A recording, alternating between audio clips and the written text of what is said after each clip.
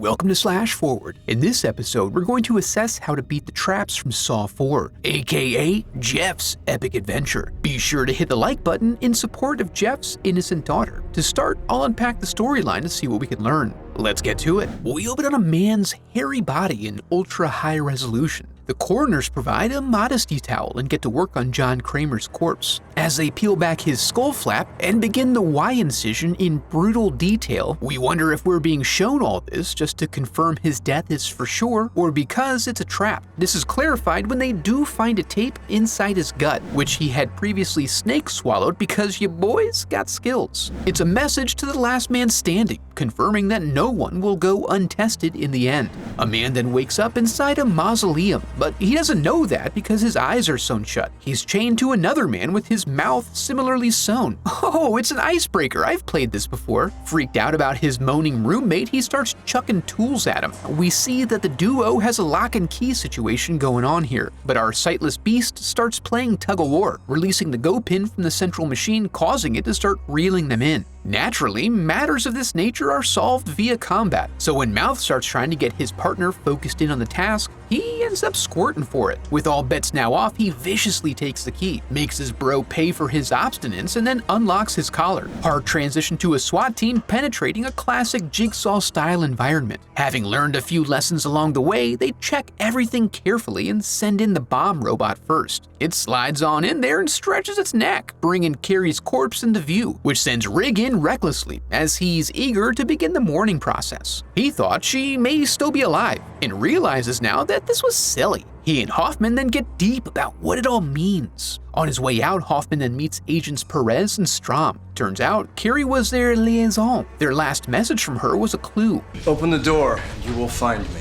Based on a quick assessment of the scene, they're confident Amanda had someone helping her, and now they're on the case to sort this all out. Back at the station, we get some indication of John's foothold in popular culture. Hoffman arrives when we learn that Jigsaw's ex-wife, Jill Tuck, has been a suspected accomplice before, and then he encourages Rig to go home and leave the detective to the detectives. We also learn here from the agents that Carrie indicated 2 officers might be in danger. When Rig gets home, his wife Tracy is leaving for the weekend to help her mom out. Another family responsibility shirked, as he stays behind to stew over recent events. That evening, there are definite signs of an intrusion in his apartment. Thinking it must be Tracy, back early and ignoring him, he and his bulging traps explore his living quarters, and he is ambushed. Staying on theme here, Hoffman is seen putting a mini-tape into an envelope before a familiar pighead appears behind him as well. Rig then wakes up in his own tub, snags himself a towel hook he hopes to permanently install in someone else's body, and then proceeds slowly. His first tripwire just turns on the VCR, and we learn that his obsession with saving everyone is the wrong choice for maximizing his quality of life. So now he's gonna have to face that down. He's hit with the revelation that 6 months later, Eric is still alive and hanging above a block of ice with Hoffman tied up next to him.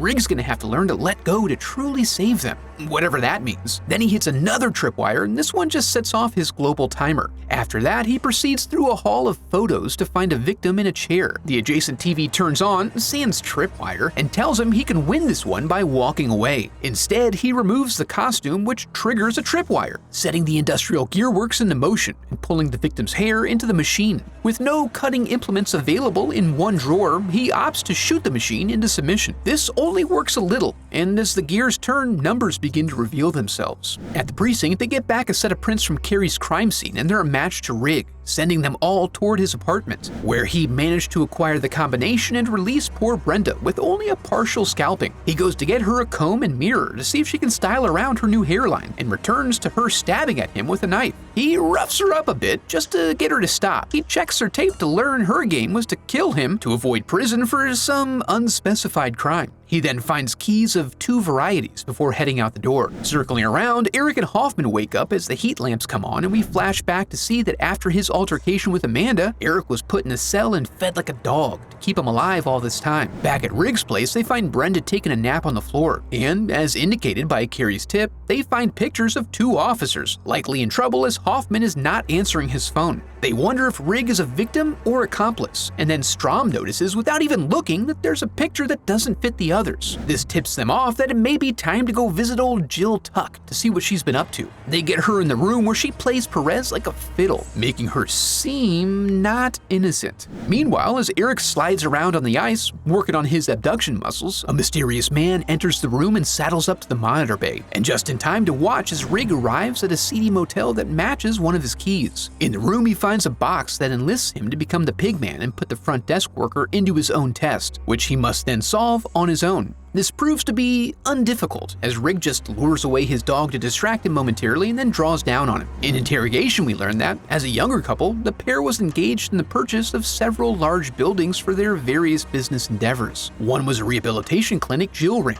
Another they had was mostly a furniture-making operation in preparation for their baby. And even when times were good, John spoke in whisper tones.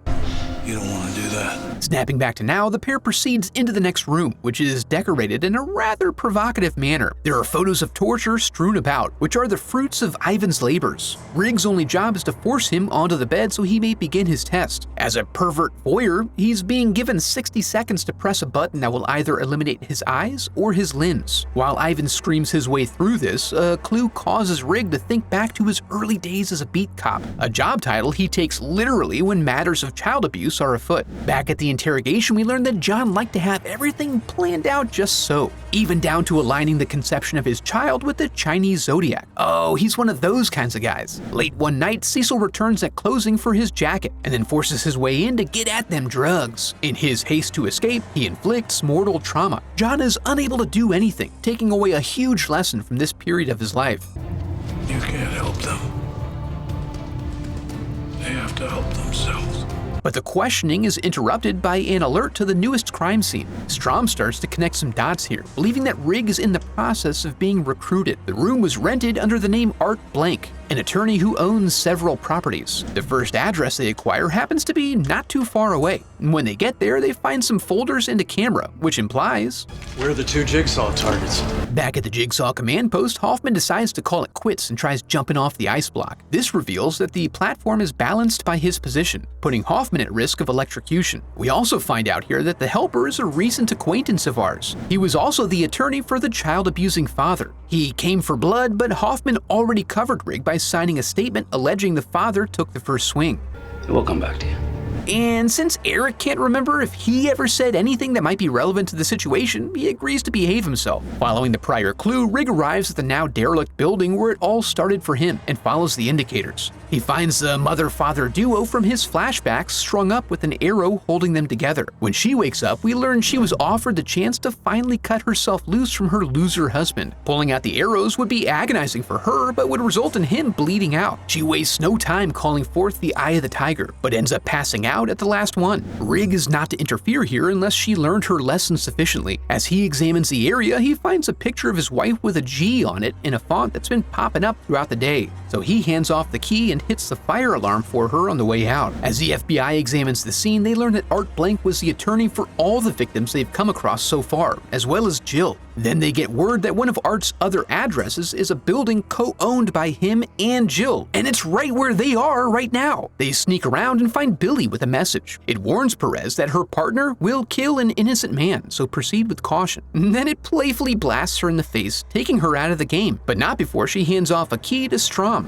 Back at the main trap, Eric loses consciousness, attracting Art's attention. When he gets in closer, Eric strikes like a serpent, but this is just a minor annoyance. He's not getting out of this. Art then confides that if the last guy passes his test, they're all getting out of there, implying he is a victim as well. Then he gives Eric a choice. Back at the office, Strom trashes his workspace, which is lucky because it results in a Sherlock moment for him. He then keys in hard on Jill, who reveals via flashback the trio's connection. They were all business partners designing low-income housing to help people. John walked away from it all, blaming Jill for losing their child. He got his fateful diagnosis not long after, and she lost touch with him soon after that. Despite not being around, she's able to flashback specific details of Jigsaw's genesis. We watch him think through and develop his methods, build future traditions, and gain confidence. He managed to get Cecil into a razor chair where any movement risks opening his veins. But he's also provided a helpful tool for escape. All Cecil has to do is lean forward hard enough, and his restraints will be released. He goes back and forth, but he gets it done. Unfortunately, his rage becomes his undoing as he lunges and falls into a little box of razor wire John had laying around. Zooming back forward a bit, we see that afterward, John cares for nothing anymore, casting Jill off completely so he can be alone with his traps. Ready now to cut to the chase, Strom insists on Jill providing him the location of the building they all owned that was named after her unborn son, which happens to be exactly where Rig is rolling up to right now. Back at the ice trap, the gang takes a moment to observe their surroundings in more detail. They now recognize that the front door is rigged in a way that's different than expected, and someone coming through it represents a clear and present danger. As they anticipate someone's arrival, Art reveals that he's still engaged in his blood test. His job is to be ready to hit the release button once the timer runs out, so long as no one comes through that door. Meanwhile, Rig is soaking in all the lessons surrounding him while Strom pulls up to the warehouse. Right when they all seem to be converging on one place, Jeff shows up? Oh, right! And the noise he creates causes Strom to turn back and pursue him. He hears activity behind a door and bursts into the end of the last ending and shoots Jeff. Rig then makes it to his door and Eric tries to warn him away, firing on him as he bursts through the glass and shoots Art. This triggers Eric's sudden demise and Hoffman narrowly avoids going crispy. Now, with everything already screwed up, he figures it can't get screwed up more and shoots Art when he makes a move for a tape player. It reiterates that Rig's job was to not save anyone. They were to save themselves. He should have just gone to be with his wife. At his lowest point, it's then revealed that Hoffman was the other disciple. He set up Amanda so he could be the number one, and had this scavenger hunt running concurrently with the events from Saw 3. He then casually strolls by and closes Strom into the other room, and as we get a broader perspective on what's going down, it's revealed that the autopsy from the opening took place at some point after everyone else was already dead, leaving us to wonder which movie will cover Jigsaw's activities between the time Hoffman closed the door and when the autopsy occurred. This one has my mind racing and thinking about how some of the other unaddressed plot points will fit into the broader picture as we move along. I'm a little bit over the whole are they in the same place but at different times whiplash reveals. Just stick to the mystery points, please. But enough of that, we have to pick apart these traps and prepare ourselves for the possibility of being forced to navigate the sick mind of John Kramer.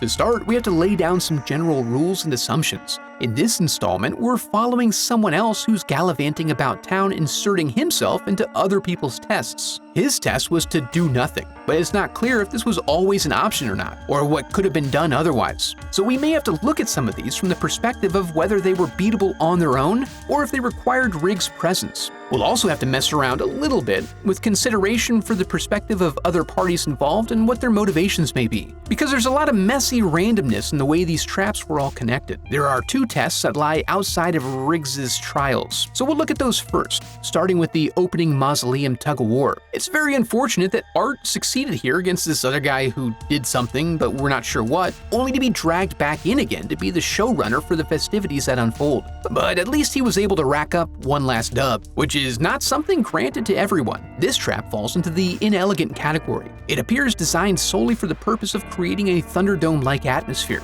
We don't know anything about the involved parties up front because there is no tape. There's no automatic TV that turns on. There's nothing here that really explains why they're here or what the rules of the game are. I mean, the only tripwire they had was the one that started the central winch. Really kind of a minimal tripwire effort here. Anyway, I know I say it constantly, but I can't overstate the importance of gathering information. Yeah, it's probably alarming to wake up with your eyelids sewn shut, but Eyeballs over here immediately starts flailing around like someone told him he had a bee on his back. Just calm your tits, bro. There was literally nothing happening at all until they accidentally jerked out the pin. I feel that a lot of the responsibility resides with the mouth in this scenario. Art in this case, because you're the only one who can really tell what's going on. Also, the eyelids are soft and pliable, and the muscles that control them are tiny. It's unlikely you could release your lids through sheer force of will. Incidentally, Art managed to do this to his mouth at the end, after it was too late. In addition, there were tools aplenty here. One of them looked like a small hatchet. It's probably easier to cut your mouth stitches without injuring yourself than it is to cut your eyelids open while leaving the balls unmolested. If you keep things chill, and especially if you release the mouth, this trap poses almost no danger whatsoever. Of course, if things go sideways, being a proficient martial artist will carry you through. The other independent trap was the razor chair. Interesting that this was presented as an early trap, because it's also one of the few recently that has a pure message attached to it with a simple premise that requires sacrifice and will but is completely winnable. You wake up tied down to this chair and struggling to try to free yourself is not recommended. You already have blades inserted into your legs and and wrists, and too much movement will just open them up. Luckily, Jigsaw is right there to guide you through, providing clear instructions so you understand why you're there and how you may get out. Of course, the method for escape is daunting, but the level to which this one was locked down pretty much precludes the possibility of escape outside of doing the thing. So you start by choosing a path and then only do it once. If you're going in face first, you do not want to hesitate or move back and forth. Then, hope John set the tension correct so you don't just end up vivisecting your own head. If you make it through, you'll have learned a valuable lesson and will have some bitchin' scars for later. At some point after everything heals, you will look like an absolute badass, a sort of grizzled, scarified tiger. After that, Cecil also taught us all a valuable lesson, which is to never forget gratitude. This ultimately was his downfall and makes a strong case for maintaining a gratitude journal in your normal life, which also puts another point in the column of constant preparation. Next are Riggs' trials. To look at him, we have to take a broad approach. His test, which wasn't necessarily a trap, was simply an encouragement to step back and learn to let go. Nothing would have ever happened if he had taken a few days off to be with his wife, and presumably things would have straightened out again if he diverted and left in the middle. The real issue here, aside from his own drive to try to be active in all situations, is the question of whether or not he can trust Jigsaw's rules, which tend to be vague and have double meanings. Based on the outcome with Brenda, it seems like Jigsaw really meant what he said, but after that, it gets a bit muddy. He's led to taking an active role in Ivan's punishment and arrives at the abusive couple after everything has already happened. At both scenes, he acquires more evidence to move him forward, but doesn't really get any contraindications that are strong enough to overshadow the fact that his buddies are all tied up and teetering on the brink. So someone like him is probably going along regardless, just to see how things unfold and try to see if he can affect any change in the outcome. This brings us to the hair trap. It's imperative here to fight the urge to do something right away. Brenda's release is contingent entirely on someone else being there, so we won't even approach it from the perspective of her escaping on her own. The primary takeaway here is the value of efficiency of action. The mask was off, the gag was out, and nothing was happening. As long as nothing is happening, be very deliberate and measured in what you do next, because it was removing the blanket that sprung the trap. This was Riggs' apartment, so an essentially uncleared area. Yeah, he had an empty drawer, but he also had a short time limit. If he didn't have the time factor, who knows what he could have found. It seems warranted to do a more thorough check for anything sharp, or possibly something long and sturdy he could cram into the gearworks to jam them up. Everything looks so industrial here, but the mechanism has to have a power source, and that source is either plugged in or limited in size based on available space. In other words, power can be cut, or it's not quite as indestructible as it appears. It's also not clear why shooting it would cause it to stop and then start back up again, unless it had a primary and backup power source. In that case, I would be encouraged to continue firing on it. As a final thought, if you can communicate with the victim, you have to learn what they know. It was never specified what crime Brenda committed, so we can't understand why it would be preferable to risk being tortured to death for the privilege of murdering someone in cold blood, rather than just telling him there was a knife inside the TV stand, and then hoping he'll let you go for doing him a solid. But it speaks to the importance of not being greedy. Next up is the deathbed. From a bird's eye view, this one may actually speak to the wisdom of choosing to let go.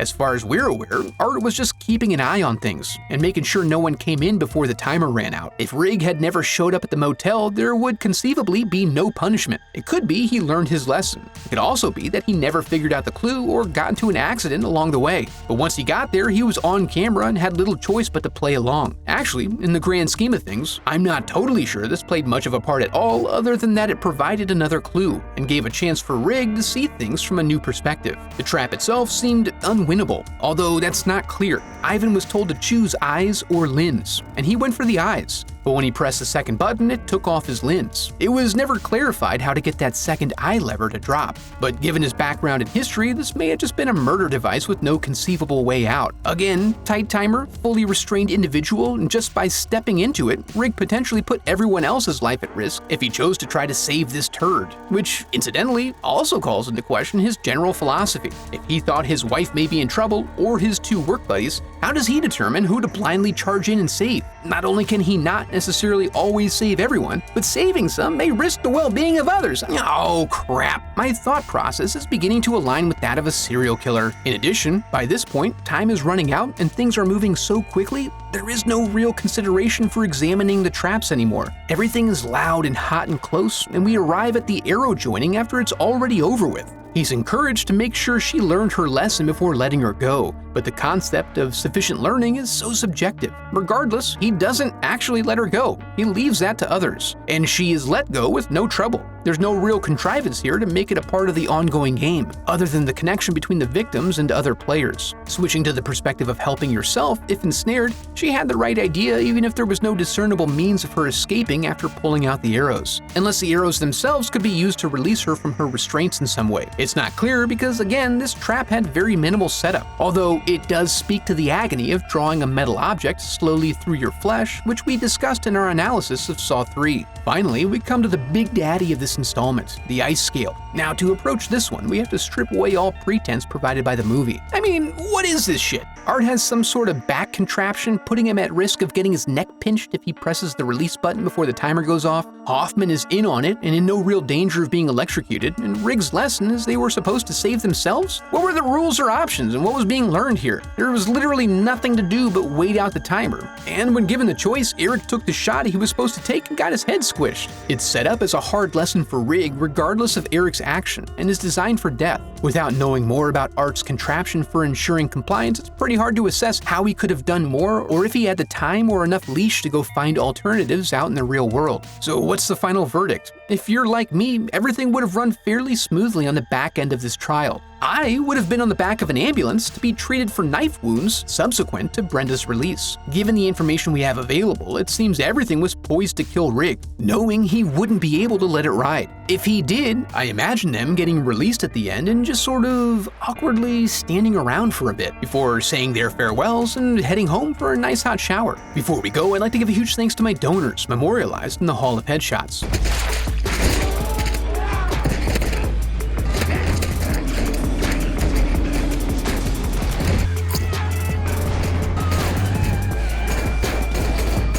And as an FYI, I have a website set up where you can support the channel through donations or merch. Any donation unlocks uncensored movie reviews of Life Force and Under the Skin, with others to be added over time. And if you enjoyed the video, I would love for you to become a part of the channel by subscribing. Thanks for watching.